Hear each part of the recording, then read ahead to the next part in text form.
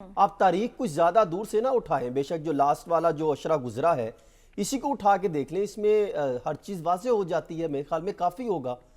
تو یہی سچویشن اگر دیکھا جائے تو عمران خان صاحب نے جو مذاکرات کی آفر دی، اور میرے خیال میں پی ڈی ایم والے 11 دفعہ تو یہ کہہ چکے ہیں کہ آپ مذاکرات کے ٹیبل پر آئیں، بے شک آپ شرائط لے کر آئیں، ہم بیٹھ کے ڈسکشن کرتے ہیں۔ آ تو گئے عمران خان سے بڑے واضح کھلے الفاظ میں کہہ تو دیے۔ 17 دفعہ انہوں نے جو ہے بغیر شرائط کے جو ہے ان کو آفر دی تھی، اور 11 دفعہ انہوں نے آج آپشن جو ہے گزشتہ چند عرصے میں یہ آفر دی تھی۔ آج وہ عمران خان صاحب کے جو مذاکرات والی آفر ہے اس کو بالکل بالائے طاق رکھتے ہوئے وہ اپنا ایجنڈا سامنے لے آئے ہیں۔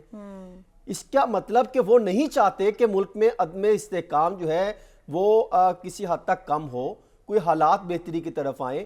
عمران خان صاحب اگر اپنی غلطیاں تسلیم کر چکے اور جو ان کا بیانیہ تھا اس میں جو ان کے پوائنٹس تھے وہ جب پورے ہوتے گئے اور وہ ختم ہوتے گئے تو وہ ان سے نجات لینا چاہتے ہیں، وہ چاہتے ہیں کہ ایک جمہوری طریقے سے سسٹم آگے بڑھے، تو وہ حکومت آج اس پہ راضی نہیں ہو پا رہی۔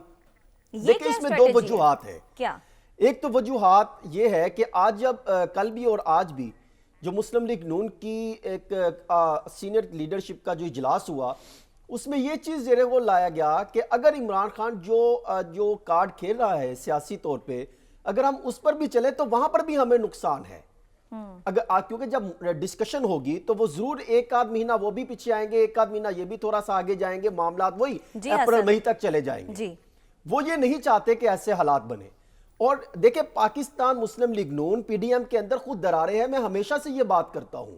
کل جو اجلاس ہوا اور آج جو اجلاس ہوا اس میں پاکستان مسلم لیگ نون کے سینئر رہنما شامل نہیں تھے، صرف چند ایک گروپ شامل تھے اور ان کو بلایا نہیں جاتا۔ آپ اندازہ کریں شاہد خاقان عباسی اور اس طرح کی جو مین لیڈرشپ ہے وہ کہاں پہ نظر آتی ہے؟ ان سے کیوں آپ مشاورت نہیں کرتے؟ پنجاب کی ترجمان ہے اسما بخاری، ان کو آپ اجلاسوں میں نہیں بلاتے، اور ایک بڑی لمبی فہرست ہے۔ اس کے ساتھ ساتھ اب دیکھیں جو پاکستان تحریک انصاف ہے ان میں ایک مثبت پیش رفت سامنے آ رہی ہے۔